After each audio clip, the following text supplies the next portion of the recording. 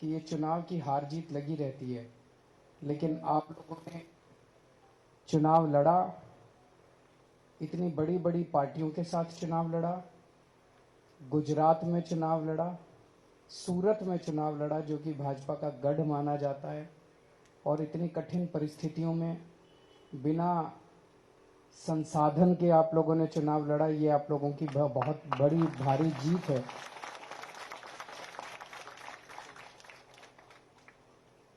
अच्छी शुरुआत एक बहुत बड़ी चीज होती है और सारी लड़ाइयां एक ही दिन में नहीं जीती जा सकती। हम लोगों ने बहुत अच्छी शुरुआत की है, आप लोगों को इसके लिए बहुत बहुत बधाई। और जो लोग नहीं जीते उन लोगों को अपने मन में जरा भी दुख लाने की जरूरत नहीं है। आप लोगों ने बहुत शानदार काम किया है। आपको सर उठा के, कॉलर ऊंची करके चलने की जरूरत है। मैं अभी बताऊंगा आपकी क्या ताकत हो गई है। मैं अपने जो यहाँ के लीडर्स हैं जिन्होंने आप लोगों का मार्गदर्शन किया,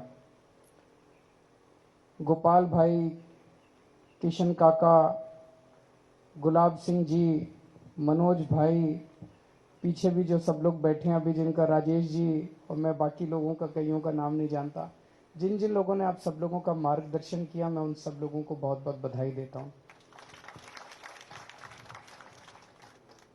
पिछले कुछ दिनों में जब से नतीजे आए हैं, मैं इन लोगों के स्टेटमेंट सुन रहा हूं, बीजेपी वालों के और कांग्रेस वालों के। वो बौखलाए हुए हैं, थोड़ा थोड़ा डरे हुए हैं। कल उनके एक बहुत बड़े नेता का बयान आया था कि सोने की थाली में कील गड़ गई है। पर एक चीज समझने की जरूरत है, वो आपसे नहीं डरते, वो आम आदमी पार्टी से भी नहीं डरते, वो उन लोगों से डरते हैं जिन्होंने आपको वोट दिया है। उन 16 लाख लोगों से डरते हैं वो जिन लोगों ने आपको वोट दिया है। उन 16 लाख लोगों ने आपके ऊपर भरोसा किया है।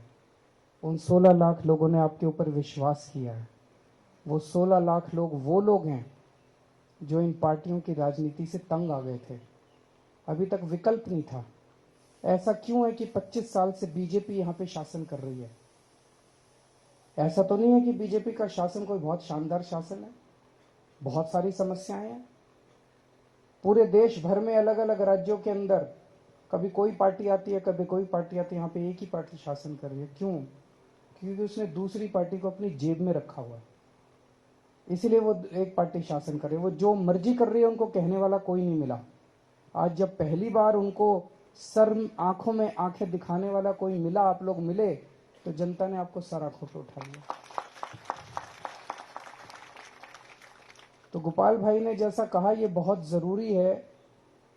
आप 27 लोग, और जो जो लोग चुनाव लड़े लेकिन जीते नहीं, आप सब लोगों की तरफ पूरा गुजरात देख रहा है। जैसे दिल्ली के अंदर पहली बार जब हमारी 28 सीट आई थी, वो 28 सीट क्यों आई थी? 28 सीट इसलिए आई थी, लोगों पे, हमारे पे भरोसा था। लोगों को लगता था यार ये लड़के ईमानदार हैं, ये देशभक्त हैं, कट्टर देशभक्त हैं।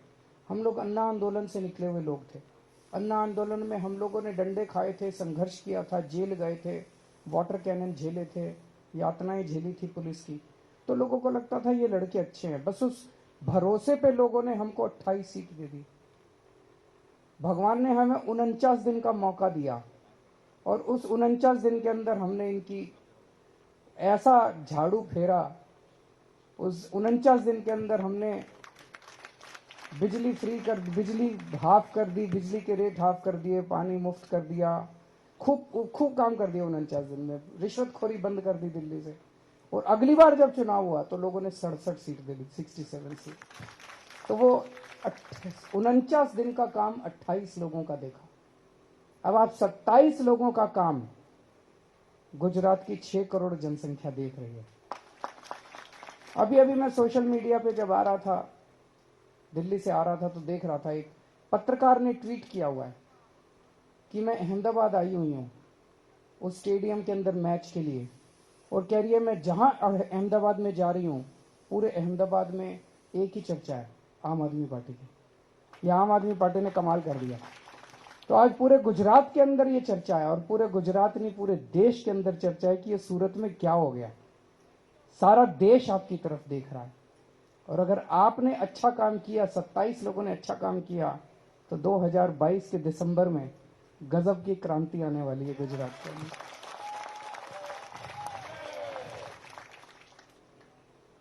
तो आपको अच्छा काम करना है।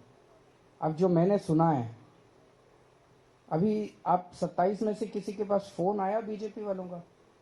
अभी नहीं आया, आएगा। वो प्लानिंग कर रहे हैं। उनका एक ही मकसद है, हमारा क्या, हमारी दौलत क्या है हमारे पास? हमारे पास तो पैसा नहीं है, हमारे पास तो संसाधन नहीं है।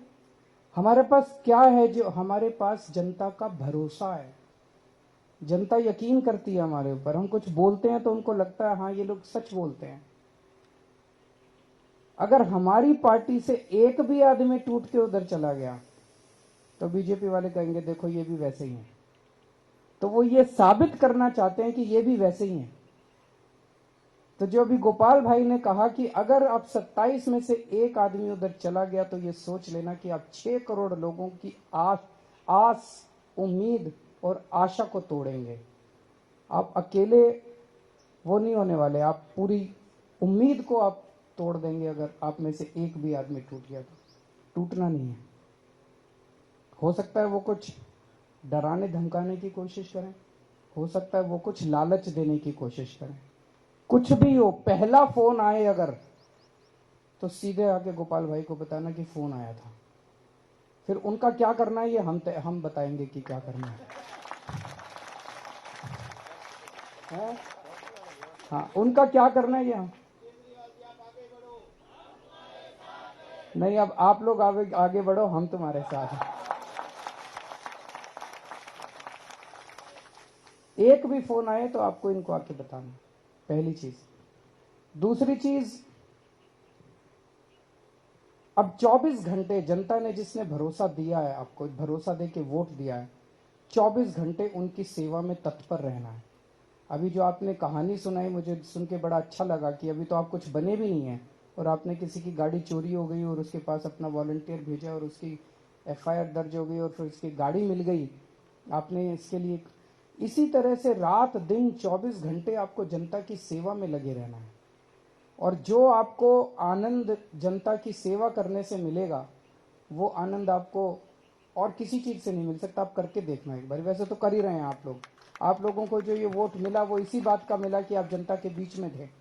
लेकिन कई बार क्या होता है, जीतने के बाद मन में थोड़ा सा घमंड आ जाता है, आदमी का थोड़ा सा बॉडी लैंग्वेज भी बदल जाता है, आदमी का दूसरों से डील करने का तरीका बदल जाता है।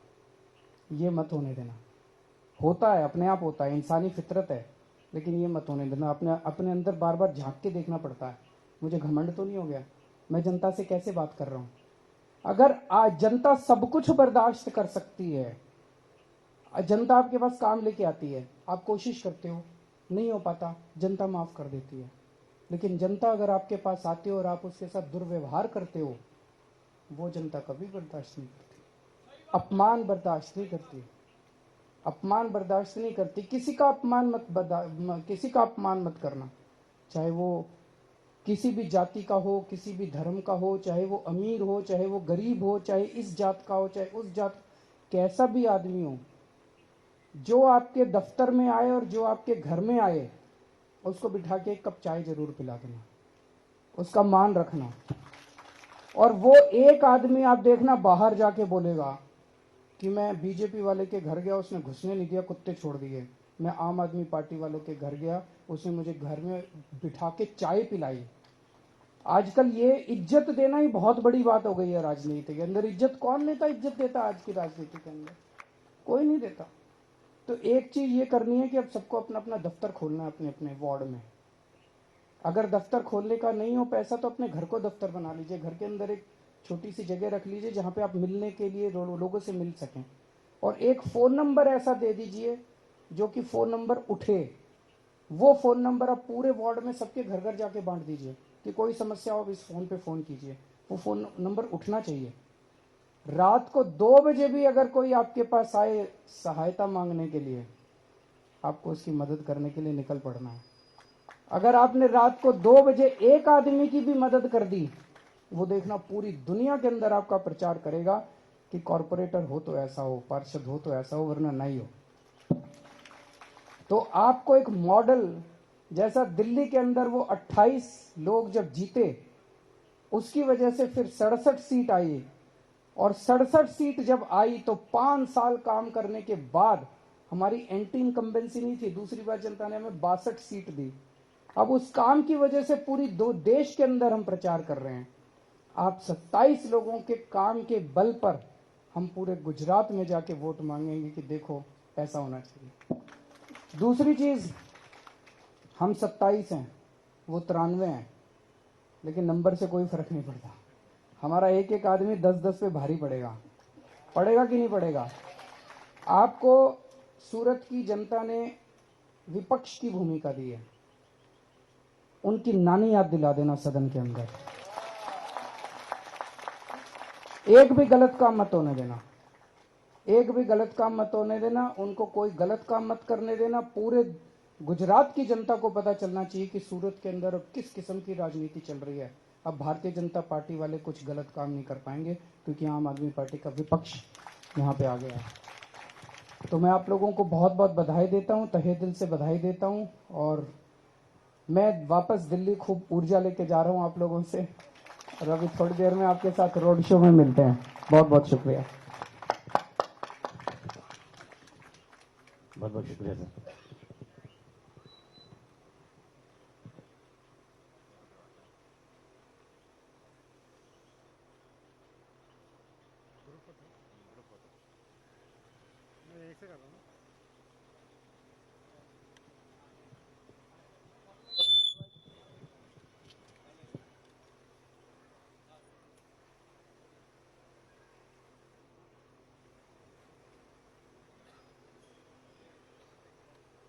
આપણા 27 ઉમેદવારો છે કોર્પોરેટરશ્રીઓ, તેઓ આગળ આવે. બહેનો અહીંયા પાછળ ઊભા રહેશે, ભાઈઓ અહીંયા નીચે બધા બેસી જશે અને ઊભા રહેશે.